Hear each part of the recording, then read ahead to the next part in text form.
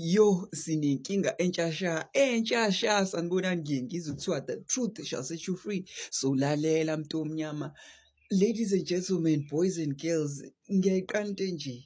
Do you remember our fellow brothers and sisters that left South Africa claiming ukuthi thina, the black community, siyabahlukumeza? Oh, Nkosi yami. They are now living in America. Oh, Mongcwele.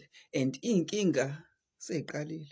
Talk to us about the conditions some of these refugees say they are experiencing, because the administration made it seem as if they were being prioritized. They are a special group. Good morning. Thanks so much for having me on. Yes, I spoke to 10 South African refugees who told me that, they came to the U.S. hoping for a better life, a better situation, just as other refugees. And the government contracts with 7 refugee resettlement agencies that are paid hundreds of millions of dollars per year to provide safe, sanitary, and affordable housing. And unfortunately, what I heard from these Afrikaner refugees is that they're spending weeks in motels in unsafe areas. They're being offered housing that is full of mold, apartments that are full of mold in expensive areas. So each refugee is allotted $2,000, and all of that has been going to rent. So they're really left with nothing. And these agencies are supposed to help them apply to jobs, obtain temporary benefits such as SNAP and Medicaid, and basically other people from the community, like neighbors, are having to step in because they just, in some cases, can't even get a hold of their resettlement agencies.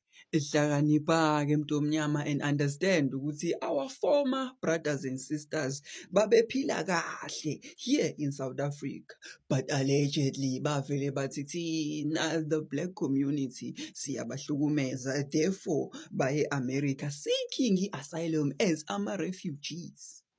And they were allocated umuzi abazohlala kuwona, they were given imisebenzi, kodwa manje inkinga seyiqalile because bathi lo muzi abanikwe wona umoldi uney'nkinga, shuthi unamagundane namakokoroshe, shuthi iy'ndonga ziyawa. Yes, understand ukuthi akugcini lapho bayagula and they cannot afford medical aid. Oh, Nkosi. You asked refugee groups about these issues with the resettlement process.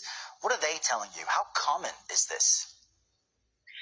Well, from what I could tell, there is an entire network of people as they come. People I spoke to came as soon as 2 weeks ago.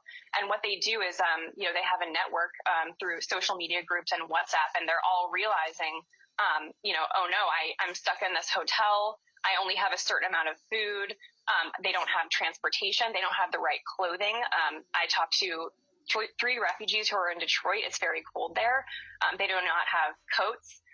So they're realizing that they really feel alone.